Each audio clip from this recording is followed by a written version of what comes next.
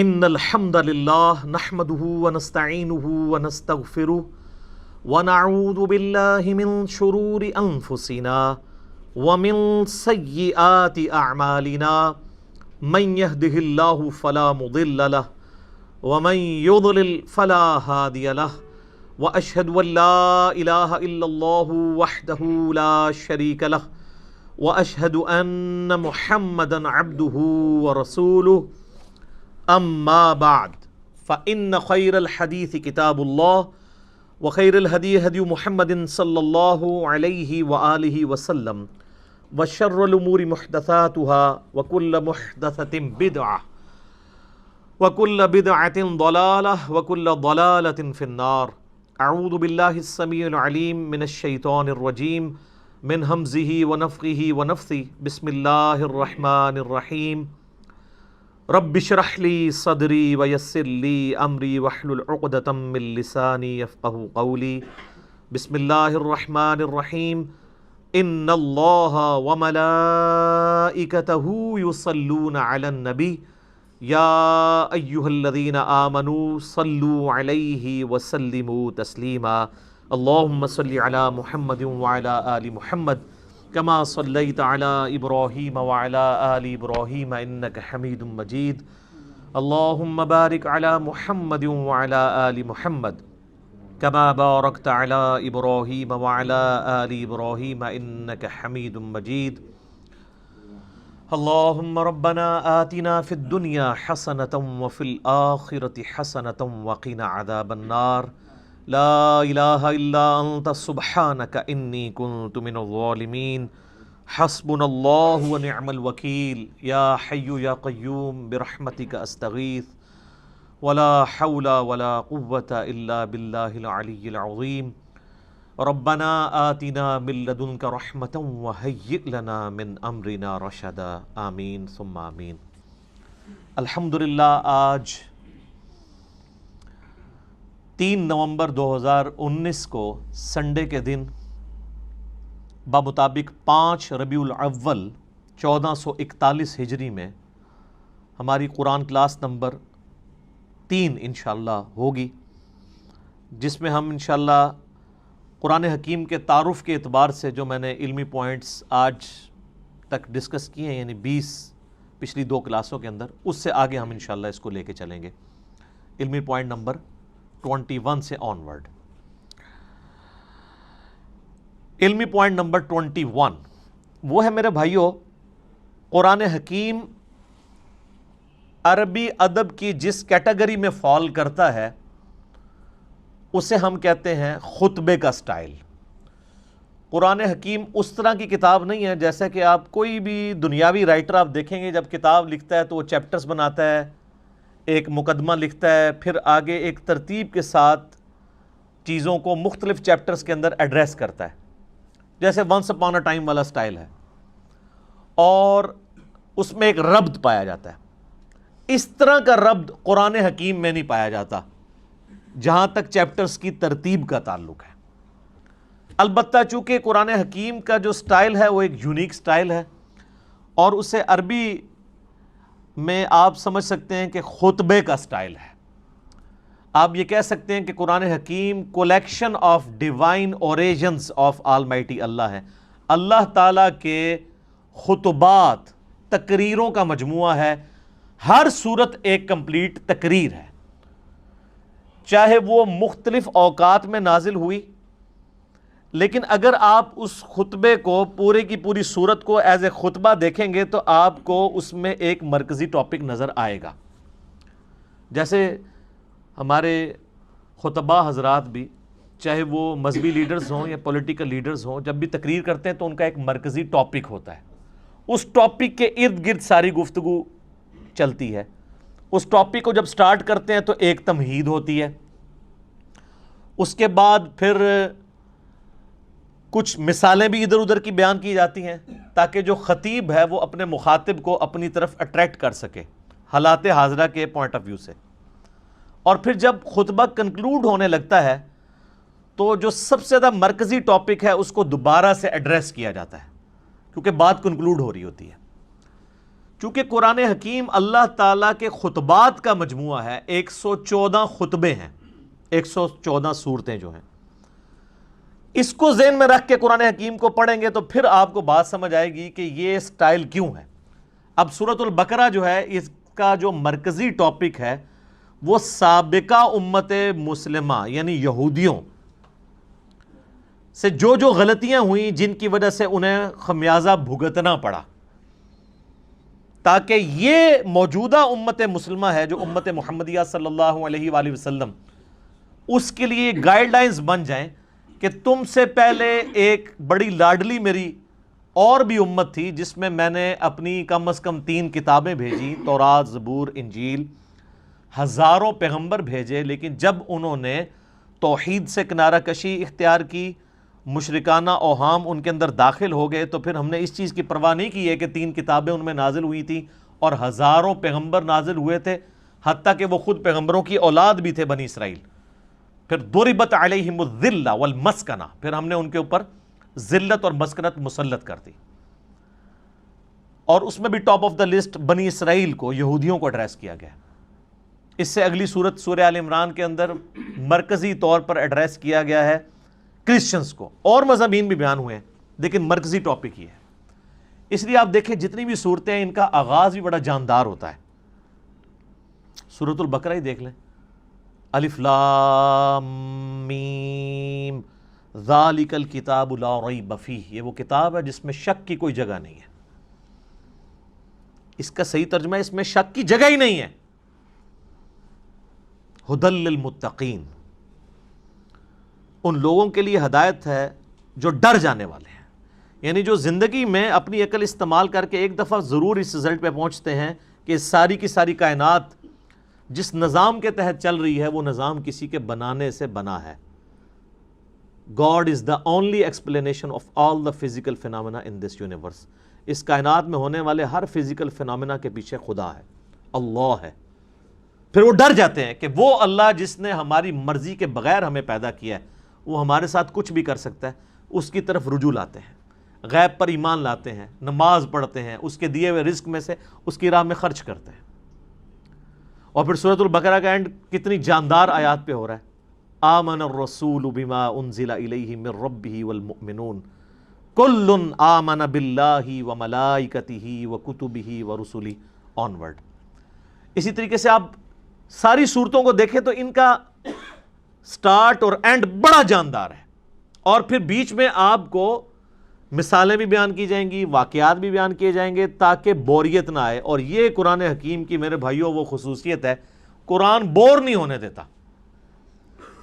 یہ نہیں ہے کہ اب سورۃ البقرہ شروع ہوئی ہے تو صرف یہودی ایڈریس ہو رہے ہوں گے یا ان کی کوئی ایک چیز خاص ایڈریس ہو رہی ہوگی، نہیں، اس میں کچھ مثالیں بھی بیان ہوں گی، کچھ واقعات بھی بیان ہو جائیں گے اس سے پہلے کے، پھر اس کے بعد ایک کنکلوژن نکالا جائے گا، پھر گائیڈ لائنز ہوں گی، یونیورسل ٹروتھ آئیں گے۔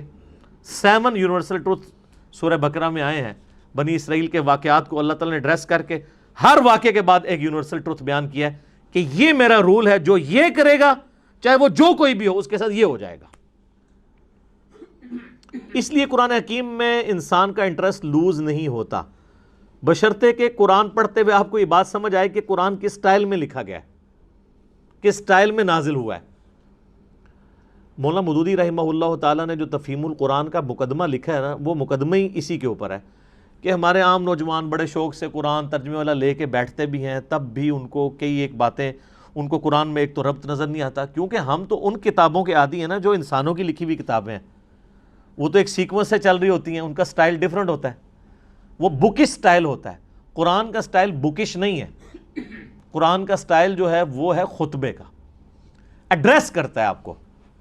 اسی لیے مولا علی رضی اللہ تعالیٰ عنہ علیہ السلام کا قول ہے کہ جب میں نے اللہ سے گفتگو کرنی ہوتی ہے تو میں نماز پڑھتا ہوں، اور جب میری خواہش ہوتی ہے کہ میرا اللہ مجھ سے گفتگو کرے تو میں قرآن پڑھتا ہوں۔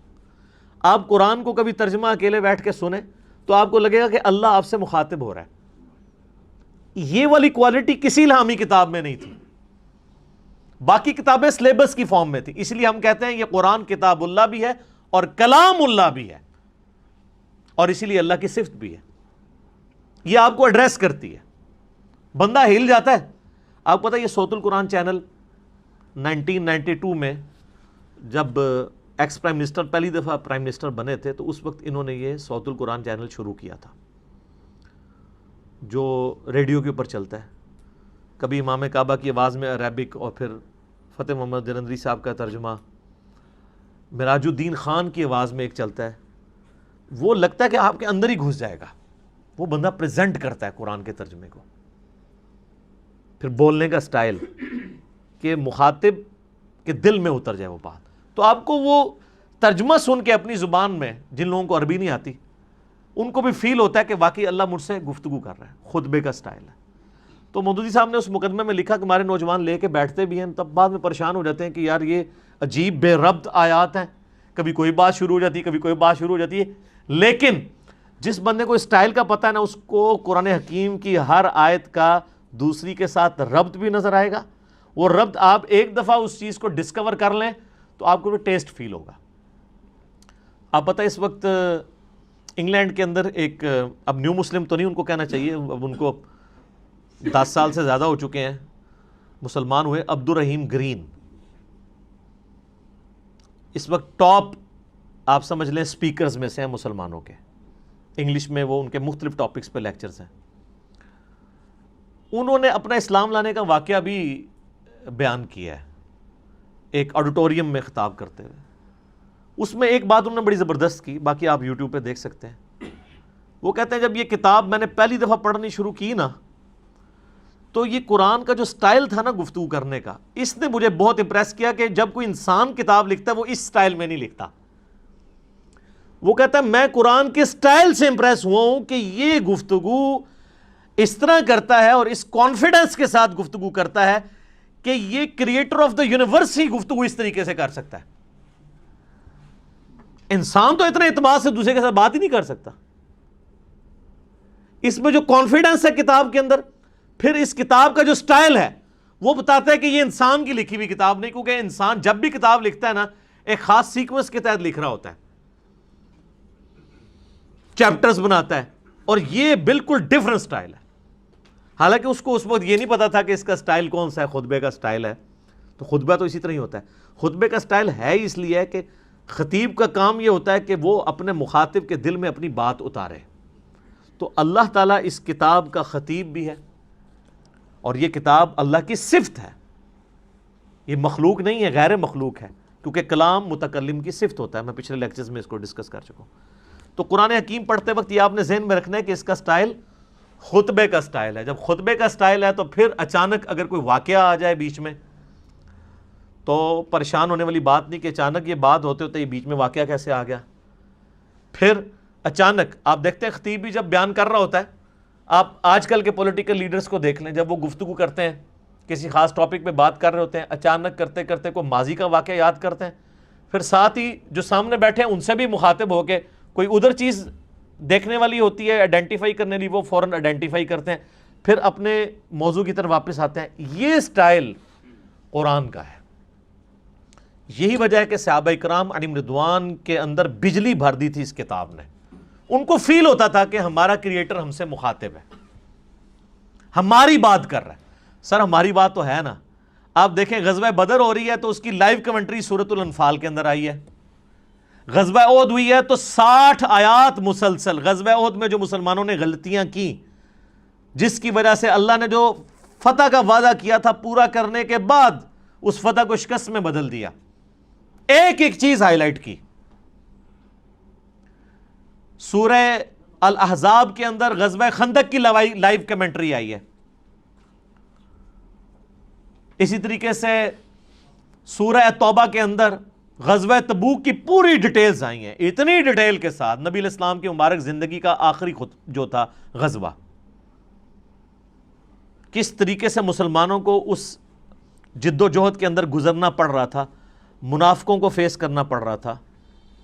اہل ایمان اور منافقین میں فرق کے لیے وہ بہت کریٹیکل سچویشن تھی غزوہ تبوک کی. اور اس وقت بڑے بڑے جو اپنے آپ کو سمجھتے تھے ہم ایمان والے تھے, ان کے بھی پاؤں لڑکھڑا گئے تھے. ظاہر ہے وہ سپر پاور سے ٹکرانا تھا, رومن امپائر سے جا کے.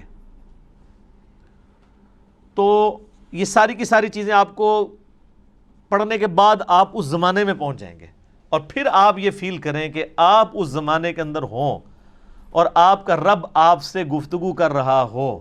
اب اس میں تو اسی طرح ہی ہوتا ہے نا، یا ایھا الذین آمنوا جب ہمیں کہا جا رہا ہوتا ہے تو وہ تو 1400 سال پہلے کہا جا رہا ہوتا ہے، لیکن ان میں تو وہ لوگ موجود تھے جنہوں نے وہ غلطیاں کی ہوئی تھی جن کی وجہ سے اللہ ان کو مخاطب کر رہا تھا، تو ان پہ اس چیز کی جو کیفیت طاری ہوتی تھی نا، وہ آج اس لیول کی کیفیت کبھی طاری نہیں ہو سکتی، لیکن اس کے قریب قریب ضرور ہے۔ میرے ایک دوست بتانے لگے، ان کے جاننے والوں کی نا انگلینڈ کے اندر ایک شاپ ہے، تو وہ کہتے ہیں ہم نے نا پورا دن نا ایک قرآن کی تلاوت اور ترجمہ لگایا ہوتا تھا، ایک انگلش میں بھی ریکارڈنگ ہوئی ہوئی ہے، وہ بھی صوت القرآن چینل کے اوپر کبھی کبھار چلتی ہے۔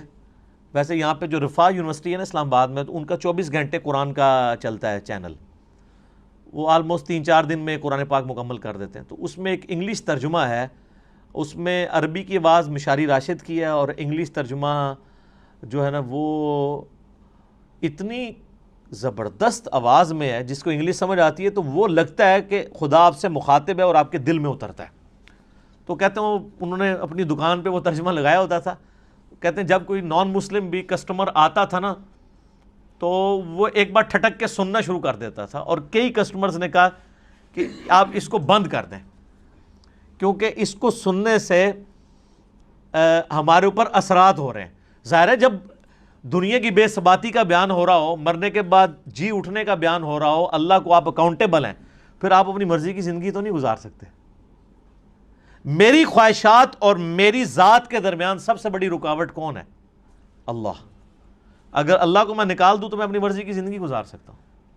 اس لیے آپ دیکھیں گے جتنے ایتھیسٹ ہیں، منکرین خدا ہیں، وہ بیسیکلی منکرین خدا نہیں ہوتے ہیں، بلکہ وہ اپنی مرضی کی زندگی گزارنا چاہتے ہیں۔ اس لیے پھر اس کے لیے پہلی شرط یہ ہے کہ خدا کو بیچ میں سے نکال دیں، ورنہ یہ تو ہر وقت لٹکتی ہوئی تلوار ہے خدا کا کانسیپٹ، کہ آپ اکاؤنٹیبل ہیں، کسی کو آپ کی جواب دہی ہونے والی ہے مرنے کے بعد۔ تو یہ قرآن حکیم کا خطبے کا سٹائل ہے، یہ قرآن پڑھتے وقت یہ چیز ذہن نشین ہونی چاہیے۔ علمی پوائنٹ نمبر 22 وہ ہے میرے بھائیوں، قرآن حکیم کا جو ایک ڈیوائن میوزک ہے، اس کے اندر ملکوتی غنا ہے، جو ایک آپ شاعری تو اسے نہیں کہہ سکتے، لیکن ہم وزن ہے آیات۔ الرحمن علم القرآن خلق الانسان علمہ البیان۔ آپ دیکھتے ہیں یہ ایک جتنی بھی نہیں ہے، لیکن ان میں ایک ڈیوائن میوزک، ملکوتی غنا، ایک صوتی آہنگ پایا جاتا ہے۔ یہ جو قرآن حکیم کا سٹائل ہے یہ کوئی شاعری والا نہیں ہے، کیونکہ شاعری کے اندر ردیف قافیے جو ہیں وہ بالکل برابر ایک طرح چل رہے ہوتے ہیں، قرآن حکیم میں تو ایسے نہیں چل رہے۔ ایون ملکوتی غنا ہوتا ہے لیکن الفاظ ڈیفرنٹ کے ساتھ، جیسے سورۃ الفاتحہ آپ دیکھ لیں، الحمدللہ رب العالمین الرحمن الرحیم۔ اب رب العالمین میں نون ہے، الرحمن الرحیم کے اینڈ پہ میم ہے، الفاظ تو مختلف ہیں۔ اگر شاعری ہوتی تو یہاں بھی نون ہی ہوتا، لیکن اگلی آیت مالک یوم الدین واپس اسی سٹائل میں۔ تو یہ شاعرانہ کلام بھی نہیں ہے، لیکن اس میں ایک ربط بھی ہے، وہی ربط عرب کے لوگوں کو اٹریکٹ کرتا تھا۔ اگر قرآن حکیم نثر کی فارم میں ہوتا تو اس کی اٹریکشن نہ ہوتی اس طرح کی جو اس کی وجہ سے ہے، اور اسی وجہ سے ہم قرآن حکیم کو طرز لگا کے پڑھ بھی لیتے ہیں، ورنہ قرآن حکیم کی جو آپ قاریوں کی اتنی طرزیں پیاری پیاری سنتے ہیں، یہ کبھی طرز لگا ہی نہ سکتے اگر اس کا نثر کا سٹائل ہوتا تو۔ اور یہ طرز لگانے کا حکم ہے، بخاری اور مسلم میں حدیث ہے، نبی صلی اللہ علیہ وآلہ وسلم نے فرمایا جو قرآن کو ترنم سے نہ پڑھے وہ ہم میں سے نہیں ہے۔ یہ نہ سمجھیے گا کہ یہ لوگ شوقیہ پڑھ رہے ہوتے ہیں، نبی علیہ السلام خود بھی ترنم سے قرآن پڑھا کرتے تھے۔ بخاری مسلم میں کئی احادیث ہیں، حتیٰ کہ بخاری میں ایک حدیث ہے، نبی صلی اللہ علیہ وآلہ وسلم نے فرمایا اللہ تعالیٰ اپنی مخلوقات میں سے سب سے زیادہ شوق کے ساتھ وقت کے پیغمبر کی آواز کو سنتا ہے جب وقت کا پیغمبر ترنم کے ساتھ قرآن پڑھ رہا ہوتا ہے، اپنی کتاب پڑھ رہا ہوتا ہے۔ اللہ تعالیٰ اس چیز کو شوق سے سنتا ہے۔ آپ عرب کے قاریوں کو دیکھیں نا، اور میں کہتا ہوں آج کے دور میں جیسے کہ مشاری راشد نے ایک عام مسلمان کے دل میں قرآن حکیم کی محبت پیدا کی ہے نا، وہ یقیناً ان کا خاصہ ہے۔ دیکھیں یہ فیلڈ ہے نا، قرآن حکیم کی ایک فیلڈ ہے کہ ایک بندہ اچھی عربی جانتا ہو، اچھی تفسیر کر لے، یہ ایک فیلڈ ہے۔ ایک فیلڈ یہ ہے کہ قرآن حکیم کی وہ خطاطی اچھی کر لے۔ اب عالم دین تو خطاطی نہیں کر پائے گا، ایک جو خطاط کر سکتا ہے۔ اس وقت بھی آپ کو پتہ ہے جو ٹاپ آف دا لسٹ خطاط ہے، جو اب مسجد نبوی میں ساری حرمین میں جو رائٹنگ کر رہا ہے، وہ پاکستان کا ہے، کراچی کا رہنے والا ہے۔ اس کو پورا آفس دیا انہوں نے، ادھر تو اس بیچارے کو پوچھتا ہی کوئی نہیں تھا، وہ تو جب اس کی رائٹنگ سامنے آئی ہیں تو اب یہ ایک علیحدہ سے فیلڈ ہے۔ اسی طریقے سے قرآن حکیم کو ترنم سے پڑھنا، یہ بھی الگ سے ایک فیلڈ ہے۔ ایک تو ترنم وہ ہے جو مولوی لگاتے ہیں، قرآن بالکل غلط پڑھ رہے ہوتے ہیں، صرف ترنم ہی ہوتا ہے اس میں، اور گانے کی طرز پہ پڑھ رہے ہوتے ہیں۔ گانے کی طرز پہ اس لیے کہ وہ قرآن حکیم کے جن الفاظ کو کھینچنا ہے ان کو نہیں کھینچتے، اور جن کو کھینچنا چاہیے ان کو مختصر پڑھ دیتے ہیں۔ قرآن حکیم کی طرز ہر بندہ تو نہیں لگا سکتا جب تک وہ قرات کے اصولوں سے واقف نہیں ہے کہ کس لفظ کو آپ کھینچ کے پڑھ سکتے ہیں، یعنی لمبا کر کے، اور کسی کو لمبا نہیں کر سکتے۔ اسی لیے آپ دیکھیں گے علماء حضرات اکثر جو قاری نہیں ہوتے، جب وہ قرآن پڑھ رہے ہوں گے نا تو بالکل غلط قرآن پڑھ رہے ہوتے ہیں، زبر زیر ٹھیک پڑھ رہے ہوں گے، اور بعض تھوڑے بہت ایسے ہوں گے جو پروناؤنس بھی صحیح کر لیں گے۔ ویسے تو عموماً وہ لگتا ہے پنجابی میں ہی قرآن پڑھ رہے ہیں، عربی ان کو آتی ہوتی ہے لیکن عربی پروناؤنس نہیں صحیح کرنی آتی۔ بہت کم ہیں علماء میں سے جو صحیح پروناؤنس بھی عربی کو کر سکتے ہیں، یعنی ہمارے جو سب کانٹیننٹ کے لوگوں کی بات کروں، عرب کے لوگوں کی نہیں، ان کی تو اپنی زبان ہے۔ پھر وہ جب طرزیں لگانا شروع کرتے ہیں تو ان کو پتہ ہی نہیں ہے کہ وہ کون سے الفاظ کھینچ رہے ہیں، وہ کھینچنے بنتے بھی ہیں کہ نہیں، اور بعض اوقات وہ بعض ایسے الفاظ کو کھینچ دیتے ہیں کہ مطلب ہی الٹ ہو جاتا ہے۔ مثلا یہ جو لفظ ہے لام زبر لا، اگر لام کے اوپر زبر کے ساتھ لام زبر لا پڑھا جائے تو اس کا مطلب ہوتا ہے یقیناً، ضرور، بالضرور، جیسا کہ سورہ التکاثر میں آتا ہے ثم لتسألن یومئذ عن النعیم، ثم لتسألن، لام زبر لا، پھر اس قیامت کے دن ضرور تم سے پوچھا جائے گا ان نعمتوں کے بارے میں جو دنیا میں تمہیں اللہ نے دی تھی۔ لیکن اگر آپ اس کو طرز لگاتے ہوئے ثم لا تسألن، لا کو ذرا سا لمبا کر دیا تو لا کا مطلب کیا ہے؟ نہیں۔ اب یہ لام نہیں کھینچا جا سکتا۔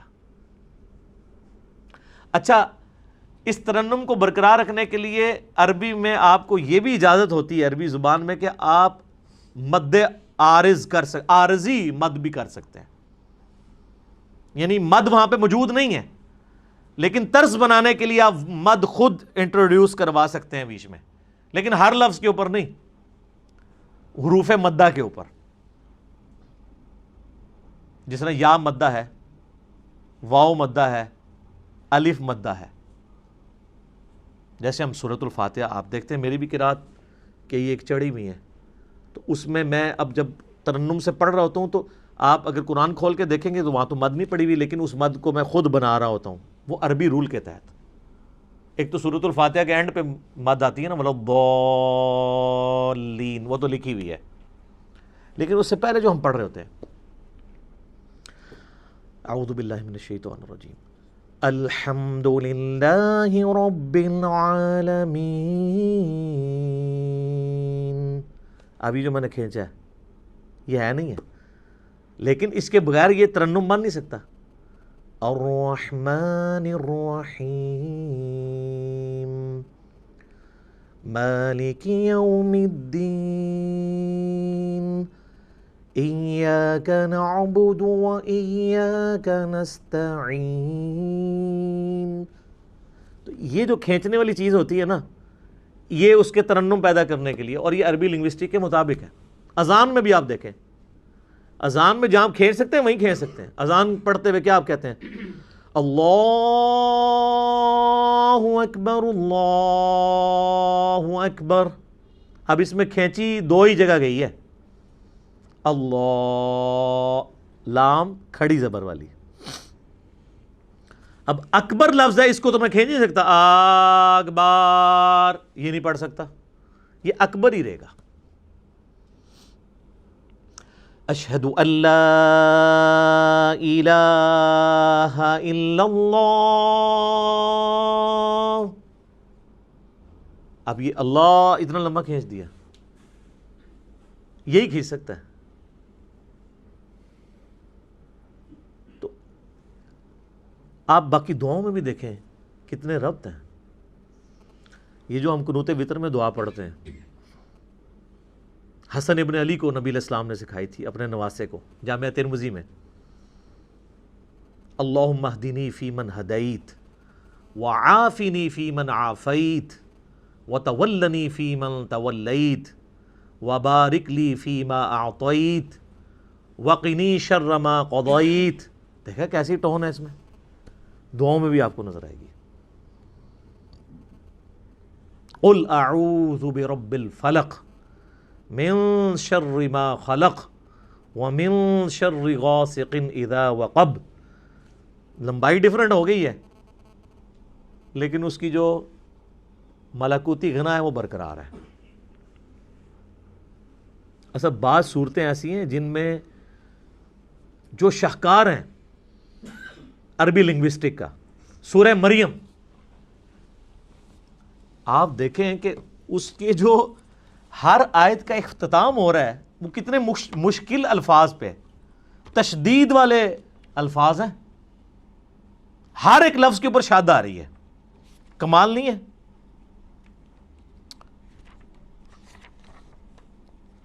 پارہ نمبر 16 کے اندر جا کے آتی ہے نا سورہ مریم. اعوذ باللہ من الشیطان الرجیم. آپ دیکھیں پہلے تو حروف مقطعات ہیں، اس کے بعد ذکر رحمت ربک عبدہ زکریا اذ نادى ربه نداء خفيا قال ربي إني وهن العظم مني واشتعل الرأس شيبا ولم أكن بدعائك ربي شقيا. اس کے بعد اگلے ولیا رضیا سمیا عتیا عشیا صبیا تقیا عصیا حیا شرقیا سویا تقیا زکیا بغیا. ٹون ہے. اور یہ دو صورتیں تو کمال ہیں، سورہ طٰہٰ اور سورہ مریم. طٰہٰ ما انزلنا علیک القرآن لتشقى الا تذکرۃ لمن یخشی. سر عربی ایویں تو پاگل نہیں ہو گئے تھے جناب، کیا وہ جڈ قوم ہے اور سپر پاورز الٹ کے رکھ دی ہیں صدیوں کی. بجلی بری گئی تھی ان کے اندر، اس قرآن نے ان کے اندر یقین ڈال دیا تھا. وہ تو یعنی جتنے لوگ اپنی زندگی سے محبت کرتے ہیں اتنی وہ اپنی موت سے محبت کرتے تھے. اور جب اس لیول کی کوئی آرمی ہو اس کے آگے کون ٹھہر سکتا ہے؟ کوئی ریسورسز نہیں تھے، کافروں کے ریسورسز چھین کے ان کو الٹ دیا. وہ ایمان اس کتاب کے ذریعے یتلو علیہم آیاتہ ویزکیہم ویعلمہم الکتاب والحکمہ. یہ بجلی نبی علیہ السلام نے قرآن کے ذریعے بھری ہے ان کے اندر. تو یہ اس کے اندر ایک ڈیوائن میوزک ہے، ترنم ہے. اس کی وجہ سے عربی لوگ، چونکہ آپ پتہ ہے ان کو شاعری کے ساتھ بھی بڑا شغف تھا. آپ عمر سیریز دیکھیں تو آپ دیکھیں گے وہ عام گفتگو میں بھی شاعرانہ انداز میں گفتگو کر لیتے تھے. فی البدی ان کی عام گفتگو بھی جو ہے وہ بھی ہم پلہ الفاظ کے اوپر مشتمل ہوتی تھی. اسی لیے وہ نان عربز کو اجمی کہا کرتے تھے. یہ تو گونگے ہیں، ہمارے سامنے بول ہی نہیں سکتے، حالانکہ خود چٹے ان پڑھ تھے، علم کوئی نہیں تھا لیکن زبان کے ماسٹر تھے. تو اللہ نے ان کا وہی غرور توڑا کہ ان کو زبان پہ ناز تھا. اللہ نے ایسی کتاب دی کہ شعراء نے بھی اپنے کلام پھاڑ دیے.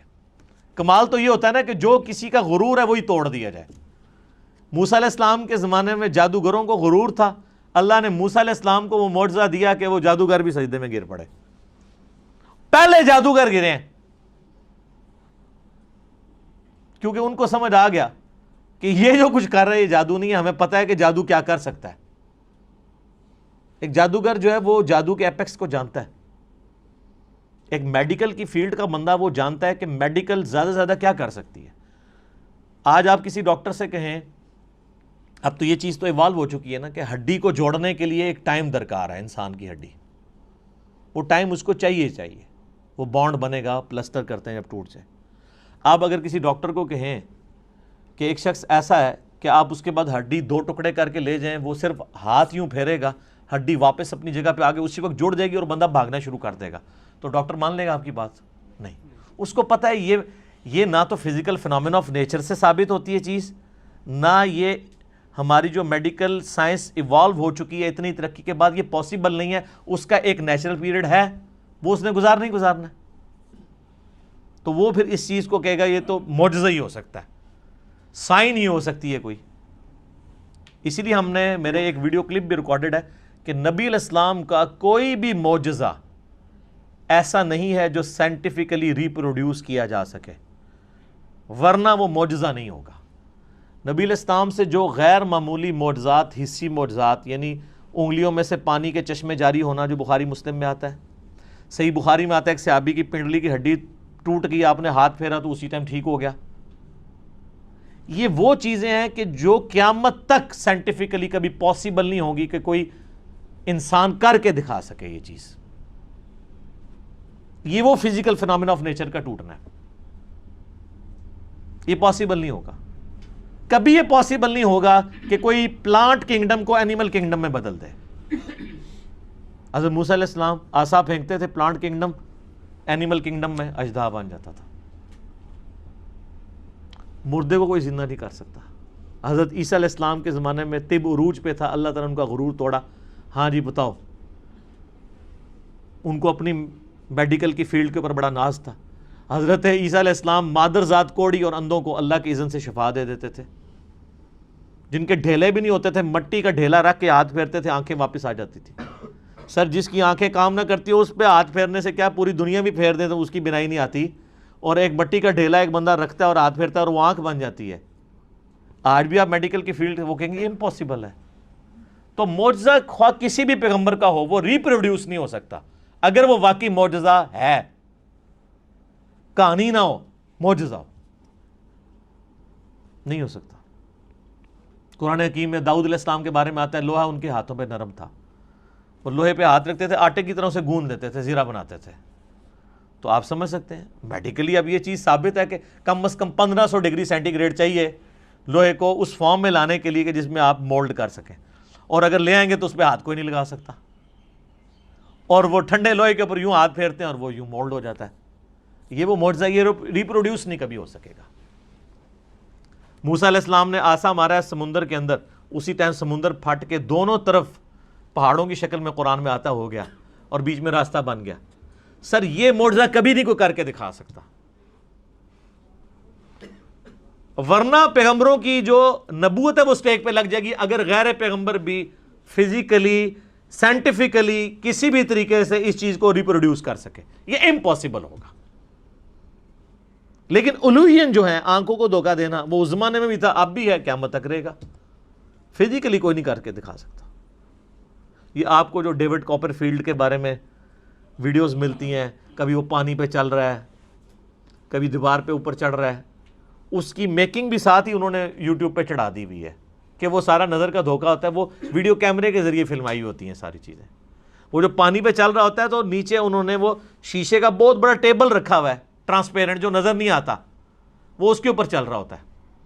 اس لیے آپ دیکھیں گے وہ پانی پہ چل رہا ہوتا ہے تو نیچے لوگ اس کے نیچے سے یوں تیر رہے بھی ہوتے ہیں, کیونکہ وہ شیشے کے اوپر چل رہا ہوتا ہے. وہ شیشہ اتنا ٹرانسپیرنٹ ہے کہ وہ پانی میں نظر ہی نہیں آتا. وہ جب سائڈ سے دکھاتے ہیں ٹیبل تو پھر نظر آ جاتا ہے. اور شکر ہے کہ یہ پاکستان میں نہیں, ورنہ اولیاء اللہ کے سردار بن جاتا ہے ڈیوڈ کاپر فیلڈ. ہاں, اسٹیچو آف لبرٹی غائب کر دیتا ہے, وہ کیمرے میں غائب کرتا ہے, فزیکلی نہیں کر سکتا. اور سر دیکھیں اتنا ایماندار ہے, وہ بھی بے ایمان نہیں ہے, وہ بھی اسے یہ نہیں کہتا کہ میں فزیکلی کروں, وہ کہتا ہے ایلوژن, آنکھوں کا دھوکہ. اتنی غیرت اس کو بھی ہے کہ وہ ایلوژن کہتا ہے اسے, اپنی کرامت بزرگی یہ نہیں کہتا. جو تہاڑے بزرگاں نو ایڈی بھی تمیز نہیں, جھوٹ مار جاندے نے. اس لیے آپ دیکھیں سارے بزرگ فیل ہیں. اب کدھر گئی آپ کی کرامتیں جی؟ اور یہ ایک بزرگ نے حکم دیا, وہ جوتی وہاں میں اڑتی اڑتی اس کے سر پہ لگی. اون کتنے جوتیاں تھوڑیاں ریٹائر ہو گئی ہیں نا, یا وہ جوتیاں تھلے انجن لگے ہوئے خراب ہو گئے نا. پہلے بھی کوئی نہیں تھا, کہانی تھی. یہ کہانیاں چل رہی ہوتی ہیں. معجزات, کرامات, استدراج, اس سارے ٹاپکس کے اوپر میرا مسئلہ number 131A B C D 4 recorded ہیں, وہ آپ دیکھ لیں. علمی پوائنٹ نمبر 23, وہ ہے میرے بھائیوں قرآن حکیم کا جو بیسک یونٹ ہے وہ ہے آیت. عربی میں ہم اسے کہتے ہیں آیتن. جو آیت کے اینڈ کے اوپر وہ تا تھی جو ختم ہوتے اس کے نقطے بھی اڑ گئے, اب صرف گول دائرہ ہی رہ گیا, چونکہ وہ سمبل کے طور پہ تھا نا. ویسے وہ تا ہوتی ہے, گول تا, نشانی کے طور پہ. آیتن وقف کریں گے آیہ, اردو میں آیت, اور اس کو ٹرانسلیٹ کریں گے نشانی, انگلش میں کہیں گے سائن. قرآن حکیم کی جتنی بھی صورتیں ہیں, ہر صورت کا جو بیسک یونٹ ہے وہ آیت ہے.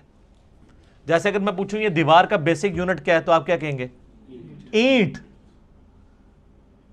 یہ دیوار ہے, اس کے اوپر 1200 اینٹیں لگی ہوئی ہیں, اور 1200 اینٹوں کو مینیجبل فارم میں جوڑنے کے بعد ایک دیوار مکمل ہوتی ہے. اس طرح قرآن حکیم میں ہر صورت کی آیات ہیں جن کو اللہ تعالیٰ نے وحی کے ذریعے نبی علیہ السلام کو تعلیم فرمایا. اس کی ترتیب توقیفی ہے, اور قرآن حکیم میں کم سے کم آیات جو ہیں وہ 3 ہے صورت کی. کوئی قرآن حکیم میں صورت ایسی نہیں جس کی 3 سے کم آیات ہوں.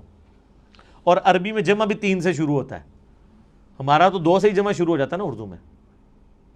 عربی میں واحد ہے, اس کے بعد تثنیہ ہے 2, اور پھر ہے 3. 3 اور 3 سے آن ورڈ وہ جمع ہے. رب المشرق والمغرب سنگولر, رب المشارق والمغارب کئی مشرق اور کئی مغرب, اور رب المشرقین اور رب المغربین 2 مشرق اور 2 مغرب. اس کے اوپر بھی میرا کلپ ہے کہ یہ کیا مطلب ہے. کہیں آتا ہے 1 مشرق 1 مغرب, کہیں آتا ہے 2 مشرق 2 مغرب, کہیں آتا ہے 2 سے زیادہ مشرق 2 سے زیادہ مغرب. وہ آپ دیکھ لیجئے گا. تو عربی میں اس طریقے سے. تو قرآن حکیم میں چونکہ سورت ہے تو اس میں آیات ہیں, تو آیات کم از کم جمع تو ہونی چاہیے, تب ہم انہیں آیات بولیں گے. تو کم سے کم آیات جو ہیں وہ 3 ہیں, اور قرآن حکیم کی سب سے چھوٹی سورت کی بھی آیات 3 ہی ہیں. انا اعطیناک الکوثر فصل لربک وانحر ان شانئک هو الابتر. 3 آیات ہیں.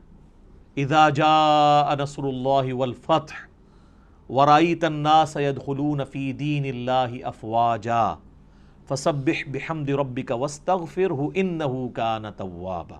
واستغفر پہ ہم وقف کرتے ہیں, نہ بھی کرے کنٹینیوس بھی پڑھ سکتے ہیں. یہ 3 آیات ہیں, 3 سے زیادہ ہی ہیں, کم نہیں ہے. اور قرآن حکیم کی سب سے چھوٹی آیت کون سی ہے؟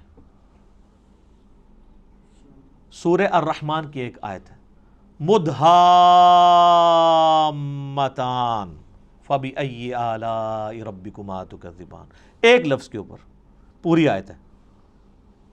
اور قرآن حکیم کی سب سے لمبی آیت دین ہے جو سورۃ البقرہ کے اندر آئی, اور اس کے بعد پھر آیت الکرسی ہے 255 نمبر آیت. اب آیت الکرسی آپ دیکھیں اتنی لمبی ہے, اس کی کئی چھوٹی آیتیں بن سکتی ہیں, اور اس میں ربط بھی ہے. اللہ لا الہ الا هو الحی القیوم لا تأخذہ سنۃ ولا نوم, یہ 2 آیتیں بن سکتی تھی. لہ ما فی السماوات وما فی الارض, تیسری آیت بن سکتی تھی. من ذا الذی یشفع عندہ الا باذنہ یعلم ما بین ایدیہم وما خلفہم ولا یحیطون بشیء من علمہ الا بما شاء وسع کرسیہ السماوات والارض ولا یؤودہ حفظہما وہو العلی العظیم. اتنی لمبی یہ آیت ہے, اس کے ٹکڑے ہو سکتے تھے. یہ پوری کی پوری ایک آیت ہے. یہ ہمیں کس نے بتایا؟ نبی صلی اللہ علیہ وآلہ وسلم نے. اور نبی علیہ السلام کو اللہ تعالیٰ نے وحی کے ذریعے یہ بات بتائی ہے. لہٰذا قرآن حکیم کی جو آیات ہیں یہ بھی وحی کے ذریعے بتائی گئی ہیں کہ یہ آیت ہے, یہ آیت ہے, یہ آیت اتنی لمبی ہے, یہ چھوٹی ہے. بعض اوقات آپ دیکھیں گے کہ آیات, آپ وہ 2 آیتیں دیکھیں تو وہ ایک آیت بھی بن سکتی تھی, لیکن اسے سپلٹ کر کے 2 آیات بنایا گیا. حروف مقطعات ہی آپ دیکھیں, کئی جگہ حروف مقطعات کی پوری آیت بنتی ہے, اور کئی جگہ وہ ایک آیت کے ساتھ جز کے طور پہ ہوتی ہے. اب یہ صحابہ کرام نے اجتہاد سے نہیں کیا, یا کسی کاتب کی مرضی سے نہیں ہوا, بلکہ یہ اللہ تعالیٰ نے وحی کے ذریعے اپنے محبوب صلی اللہ علیہ وآلہ وسلم کو تعلیم فرمایا. اور ساتھ یہ بھی یاد رکھیے گا کہ آیات کی دو اقسام ہیں قرآن حکیم میں. ایک آیات وہ ہیں جو محکمات ہیں اور دوسری ہیں جو متشابہات ہیں. سورہ آل عمران کی 7 نمبر آیت ہے جس میں اللہ تعالیٰ نے خود یہ بیان فرمایا کہ ہم نے جو آپ کی طرف قرآن نازل کیا ہے اس کی آیات دو قسم کی ہیں. ایک تو محکمات ہیں اور وہ کتاب کی جڑ ہے. محکمات کیا؟ جن میں حکم نازل ہوئے ہیں. جیسے حکم ہے کہ ایک اللہ کو ایک مانو، پیغمبروں پر ایمان لاؤ، کتابوں پر لاؤ، فرشتوں پہ لاؤ، آخرت پر لاؤ ایمان، نماز قائم کرو، زنا سے بچو، چوری سے بچو، ماں باپ کے ساتھ حسن سلوک کرو. جتنے اللہ کے احکامات ہیں یہ محکم آیات ہیں. اور قرآن نے کہا کہ یہ ام الکتاب ہے، کتاب کی ماں ہے، جڑ ہے. اور پھر کہا گیا دوسری جو قسم ہے وہ ہے متشابہات. سورہ آل عمران آیت نمبر 7. میں ٹائم بچانے کے لیے عربی اس کی سکپ کر رہا ہوں، ڈائریکٹ اردو میں بات کر رہا ہوں. اور کہا گیا وہ متشابہات جو ہیں ان کی جو تعویل ہے وہ صرف اللہ کے علم میں ہے، اور اہل ایمان صرف ان پر ایمان لاتے ہیں اور اس کی تعویل کو اللہ کے سپرد کرتے ہیں، اور پھر اللہ سے یہ دعا کرتے ہیں کہ جو کچھ اس کتاب میں نازل ہوا ہم اس پر ایمان لاتے ہیں. اور پھر وہ کہتے ہیں ربنا لا تزغ قلوبنا بعد اذ ہدیتنا وہب لنا من لدنک رحمہ انک انت الوہاب آمین. اے رب ہمارے دلوں کو ٹیڑھا مت کرنا بعد اس کے کہ تو نے ہمیں ہدایت عطا فرمائی، اور ہمیں اپنے پاس سے رحمت عطا فرما، اے عطا فرمانے والے. تو متشابہات کی وہ تفصیل میں نہیں پڑھتے، اور قرآن میں کہا گیا انہی آیات میں کہ جو ان متشابہات کے پیچھے پڑھتے ہیں ان کے دل ٹیڑھے ہو چکے ہیں، کیونکہ ان کا سلوشن ہمارے پاس موجود نہیں ہے. یہ نہ سمجھیے گا کہ ان کا مطلب ہی کوئی نہیں پتا کسی کو. صرف متشابہ عربی میں کہتے ہیں ریزیمبلنس والی چیزیں. مثلا جنت کے بارے میں جتنی باتیں ہیں یہ متشابہات ہیں کہ جنت میں نعمتیں ملیں گی، حوروں کا کنسیپٹ ہے.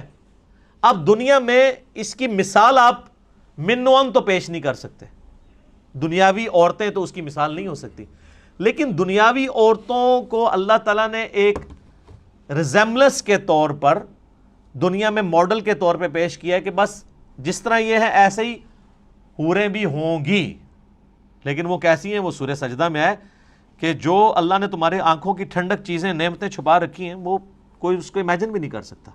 بخاری مسلم میں ہے کہ نہ کسی کے دل میں ان کا کھٹکا بھی گزرا ہے کبھی، نہ کسی آنکھ نے دیکھی، نہ کان نے سنی، نہ کسی کے دل پہ کھٹکا گزرا جو اللہ نے جنت میں نعمتیں تیار کر رکھی ہیں. لیکن اس کی مثالیں بیان کی جاتی ہیں. اسی طریقے سے کہا گیا شہید زندہ ہے لیکن تمہیں شعور نہیں ہے. کہہ دیا نا بھئی زندہ کیسے ہے؟ مرا ہوا ہے، اٹھ نہیں سکتا، قبر سے باہر نہیں نکل سکتا. یہ متشابہ آیات ہے کہ وہ آخرت کی زندگی ہے، اس پہ دنیا کے رولز اپلائی نہیں ہوتے. اچھا قرآن بار بار کہہ رہا ہے کہ تمہیں شعور نہیں ہے. ہمارے مسلمانوں نے جس چیز سے منع کیا تھا شعور نہیں ہے، انہوں نے الٹا شعور بنایا اور کہا جی زندہ ہے تو زندہ سے تو آپ مانگ بھی سکتے ہیں، تو اسی لیے ہم جا کے مردوں سے مانگتے ہیں. تو اس پہ پھر میں ہی پھکی دیتا ہوں کہ یہ زندہ بندے میرے پاس بیٹھے ہوئے ہیں 70-80 کے قریب، میں کسی سے بھی پانی مانگوں مجھے دے دے گا. آپ ذرا اپنے والے زندہ سے ذرا مانگو نا کہ چلو قبر کے اندر سے کوئی ہاتھ باہر نکال کے بتا دے. اگر آپ یہی رول لگا رہے ہو پھر آپ کو ماننا پڑے گا کہ یہ زندگی اور وہ زندگی اور. اس زندگی میں سانس کی ضرورت ہے، کھانے پینے کی ضرورت ہے اور رفع حاجت کرنے کی ضرورت ہے. اس زندگی میں ان چیزوں کی ضرورت نہیں ہے. تو جب شعور ہی نہیں، متشابہات ہیں اس کے پیچھے پڑے ہوئے ہیں. اور بخاری مسلم میں حدیث ہے تم دیکھو جب کوئی شخص قرآن کی متشابہ آیات کے پیچھے پڑا ہوا ہے تو جان لو یہ وہی بدبخت اور گمراہ شخص ہے جس کے بارے میں قرآن میں اللہ نے کہا ہے کہ ان کے دل ٹیڑھے ہو چکے ہیں. اور اہل ایمان کی نشانی ہے ربنا لا تزغ قلوبنا بعد اذ ہدیتنا. تو یہ متشابہات اور محکمات پہ بھی میرا ایک کلپ ریکارڈڈ موجود ہے جس میں نے ڈیٹیل کے ساتھ اس کے اوپر ڈسکشن کی تھی. علمی پوائنٹ نمبر 24 وہ ہے میرے بھائیوں قرآن حکیم کی آیات مل کر ایک مکمل صورت بناتی ہیں، جس کا کچھ حصہ میں پہلے ڈسکس کر چکا کہ قرآن حکیم میں کم از کم 3 آیات والی ایک صورت ہے. سورۃ الکوثر، سورۃ النصر اور بھی سورۃ العصر میں بھی 3 آیات ہی ہیں، کم سے کم 3. زیادہ سے زیادہ سب سے زیادہ سورۃ البقرہ میں 286. تو آیات مل کے مکمل صورت بناتی ہیں. بیسک یونٹ آیت اور اس کا مکمل جب خطبہ ہوتا ہے تو وہ صورت.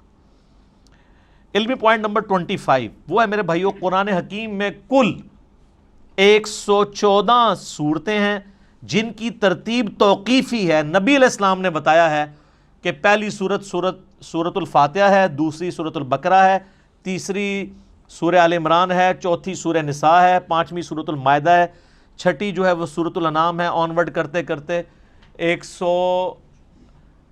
12 نمبر سورۃ الاخلاص ہے، 113 سورۃ الفلق ہے اور 114 سورۃ الناس ہے۔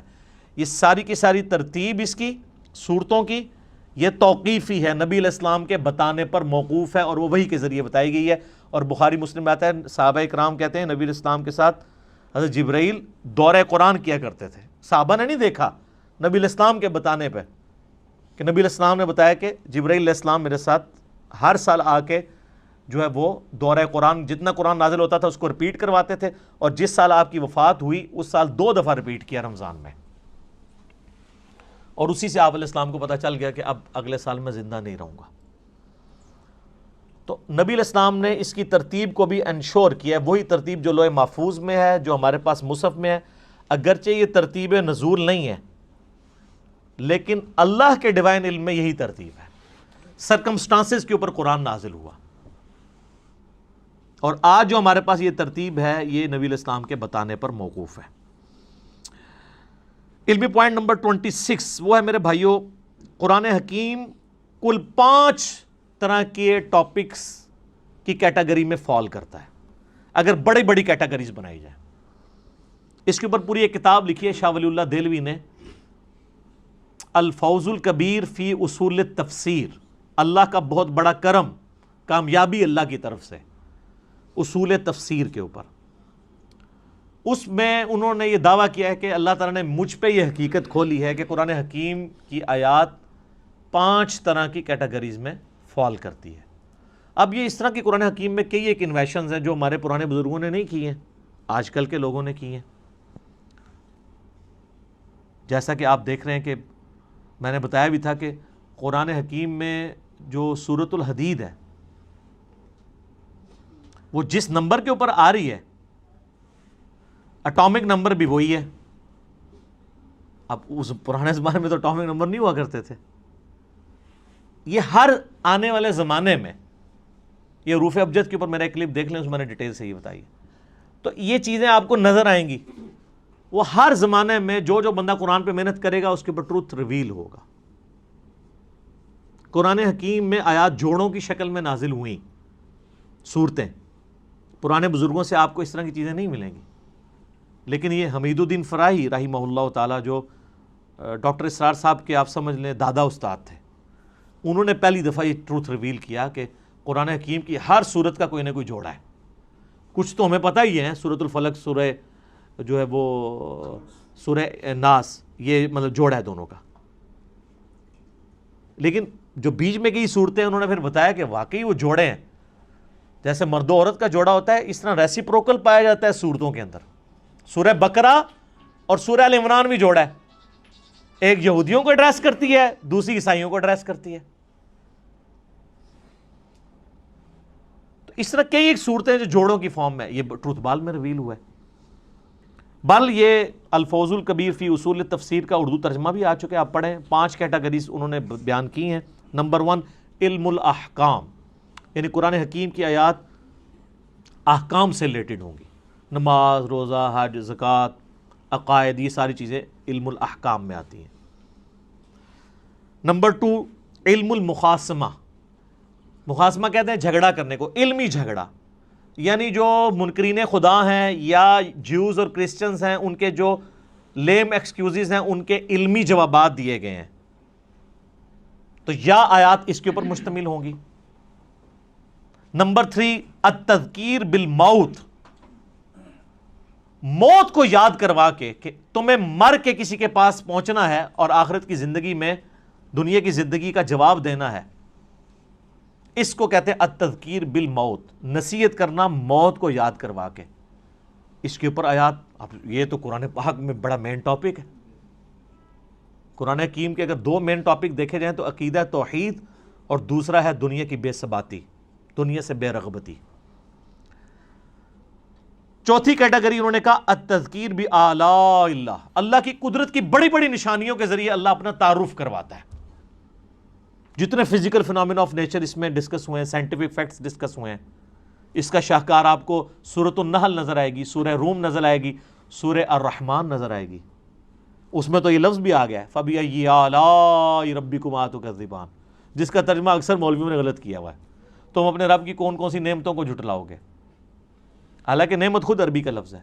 مودودی صاحب نے اس کا ترجمہ صحیح کیا ہے، تم اپنے رب کی قدرت کی کون کون سی نشانیوں کو جھٹلاؤ گے، کیونکہ دوزخ کی آیات کے بعد بھی پھر یہ آیت ریپیٹ ہوتی ہے. تو دوزخ کیا نعمت ہے؟ وہ ترجمہ کرنے والے کو بھی نہیں سمجھ آئی. تو اعلیٰ کا مطلب ہوتا ہے قدرت کی بڑی بڑی نشانی. تو دوزخ اللہ کی قدرت کی نشانی تو ہے، جس طرح جنت ہے. تو مودودی صاحب ہر دفعہ جب آیت آتی ہے نا، یہ والی آیت، تو اس کے سیاق و سباق کے اعتبار سے اس کا ترجمہ کرتے ہیں، کیونکہ عربی بڑی ورسٹائل زبان ہے. عربی میں ایک لفظ اگر سیاق و سباق میں آپ مختلف جگہ بیان کریں گے تو وہ اپنا وہ والا مطلب بیان کرے گا. اگر میں آپ کو کہوں مسجد الحرام اور کہوں ولد الحرام، زمین آسمان کا فرق ہے. حرام دونوں جگہ ہی موجود ہے. مسجد حرام جس کی حرمت ہے، عزت ہے، اور ایک وہ حرام ہے جو ہم حرام کہتے ہیں، زنا حرام، چوری حرام. اب یہ حرام ہو رہا ہے. آپ کے حساب سے تو اس کا نام مسجد حلال ہونا چاہیے تھا، حلال مسجد. تو اڈی مسجد ادھر منہ کر کے نماز پڑھ دو تو نہ ہی حرام ہے، لیکن حرام عربی والا ہے. حرمت کی جگہ جہاں پہ آپ اللہ کی حدود کو توڑیں گے تو وہ بڑا جرم ہوگا ایز کمپیئر ٹو اور جگہوں کے. اس کی حرمت اللہ نے رکھی ہے، عزت رکھی ہے، لفظ ایک ہی ہے، لیکن دونوں جگہ مختلف معنی دے رہا ہے. تو اس طرح فَبِأَيِّ آلَاءِ رَبِّكُمَا تُكَذِّبَانِ کا ترجمہ بھی مختلف جگہ مختلف آئے گا. اور پانچویں کیٹیگری ہے التذکیر بأیام اللہ، اللہ تعالی کے فیصلوں کے بڑے بڑے جو دن ہیں ان کے ذریعے ڈر سنانا. اور یہ بھی قرآن پاک کا بڑا مین مضمون ہے. اگلی انبیاء کی جو امتیں ان کا ذکر کر کے اللہ تعالیٰ نے پھر فیصلہ اچھا یہ سارے الفاظ قرآن میں موجود ہیں. فَذَكِّرْهُمْ بِأَيَّامِ اللَّهِ، یہ اللہ تعالیٰ نے حضرت موسیٰ علیہ السلام کو کہا کہ اپنی امت کو ڈراؤ اللہ کے بڑے دنوں سے. بڑا دن کون سا؟ جس میں بڑا فیصلہ ہوا. 10 محرم کا دن بڑا دن تھا جس میں یہ فیصلہ ہوا کہ فرعون کو ڈبویا جائے گا اور بنی اسرائیل کو نجات دی جائے گی اس کے ظلم سے. بخاری مسلم میں آتا ہے نا کہ یہودی اس دن روزہ رکھتے تھے کہ فرعون کو ڈبویا گیا. پھر نبی علیہ السلام نے امت کو حکم دیا کہ تم 9 اور 10 دو روزے رکھو. اس پہ ڈیٹیل میرا کلپ موجود ہے، آج میں اس کی طرف نہیں جاتا. قوم عاد جس دن ہلاک ہوئی وہ اللہ کی قدرت کی یعنی آپ ایگزیکیوشن کا ایک بہت بڑا دن ہے. ہماری امت میں فتح مکہ کا دن ایام اللہ میں سے ہے. غزوہ بدر کا دن ایام اللہ ہے، اللہ کے فیصلے کا دن ہے. اللہ نے کہا یہ کہتے تھے نا فرقان ہوگا، یہ ابو جہل نے کہا تھا کہ یہ حق اور باطل میں فرق کرنے والا دن ہوگا. اللہ نے کہا تم نے فرقان بولا تھا، لے پھر میں اس دن کو فرقان بنا دیتا ہوں کہ نہتے مسلمانوں سے تم لیس ہوئے ہوئے کافروں کو، جنگجو کافروں کو مرواؤں گا. غیبی مدد کے ساتھ ہوا نا. تو یہ اللہ کی قدرت کے بڑے بڑے دن یہ اگلی امتوں میں بھی گزرے ہیں. قوم سمود، قوم عاد، قوم نوح کی تباہی کے دن ایام اللہ تھے. تو یہ 5 کیٹیگریز بنی. اب آپ قرآن کی کوئی آیت نکالیں، میں کوئی آیت بھی پڑھوں، آپ خود مجھے بتا دیں گے کہ یہ فلاں کیٹیگری میں فال کرتی ہے. اگر میں کہوں ان اللہ وملائکتہ یصلون علی النبی یا ایھا الذین آمنوا صلوا علیہ وسلموا تسلیما اللہم صلی علی محمد وعلی آل محمد. یہ آیت کس کیٹیگری میں فال کرتی ہے؟ تو آپ کہیں گے یہ علم الاحکام والی کیٹیگری میں فال کرتی ہے، کیونکہ اس میں حکم آیا دروشی پڑھنے کا. تو آپ یہ خود ڈیفائن کر سکتے ہیں. کوئی بھی آیت آپ کنسیڈر کریں گے آپ فوراً پہنچ جائیں گے یار یہ آیت فلاں کیٹیگری میں فال کرے گی. افلا يعلم اذا بعثر ما في القبور وحصل ما في الصدور. کتنا ان آیات کے اندر زور ہے. یہ التذکیر بالموت ہے کہ مرنے کے پاس تمہیں بعد اپنے رب کے حضور پیش ہونا ہے. اس کیٹیگری میں فال کرتی ہے. اور اسی طریقے سے آپ سورہ رحمان شروع کریں, اللہ کی قدرت کی نشانیاں. سورۃ النحل میں اللہ تعالیٰ نے کہا ہم نے شہد کی مکھی کے اوپر بھی یہ وحی کی ہے اور اس کو ہم نے راستے دکھائے ہیں کہ پھولوں کا رس چوس اور یہ سب کچھ. اس طرح کی جتنی چیزیں ہیں. سورۃ البقرہ میں آیا آسمان سے بارش کا برسنا, زمین سے سبزے کا نکلنا. یہ آیات جتنی ہیں کس کیٹیگری میں فال کرتی ہیں؟ التذکیر بآلاء اللہ, اللہ کی قدرت کی بڑی بڑی نشانی ہے. اور اس طریقے سے سورہ المائدہ کے اندر, سورہ نساء کے اندر, سورۃ البقرہ کے اندر اللہ تعالیٰ جو کرسچنز کو, جوز کو جواب دیتا ہے. سورہ مائدہ میں اللہ تعالیٰ فرماتا ہے نا کہ عیسیٰ کی مثال تو اللہ کے ہاں آدم کی سی ہے. آدم کو تو تم بھی اللہ کا بندہ ہی مانتے ہو, حالانکہ اس کی تو نہ ماں تھی نہ باپ. عیسیٰ کا باپ نہیں تھا تو اس کو تم نے خدا بنا لیا. جس کی ماں بھی نہیں تھی باپ بھی نہیں تھا اس کو تو تم بھی بندہ مان رہے ہو. اب یہ مخاصمہ کیا نا, جھگڑا کیا علمی, جس کو میں اینٹی وینم پھکی والی بات کرتا ہوں, الزامی جواب. یہ علم المخاصمہ ہے. ٹھیک ہو گیا جی. ابھی 26 پوائنٹ ہوئے ہیں جی, 14 ابھی بھی باقی ہیں. تو ہو سکتا ہے کہ چوتھا 5واں لیکچر بھی اس پہ ہو. اب ہمارا ٹائم پورا ہو چکا ہے. اللہ تعالیٰ سے دعا ہے جو حق بات میں نے کہی اللہ تعالیٰ ہمارے دلوں میں راسخ فرمائے. اگر جذبات میں میرے منہ سے کوئی غلط بات نکل گئی تو اللہ تعالیٰ ہمیں معاف کر دے, ہمارے دلوں سے محو بھی کر دے.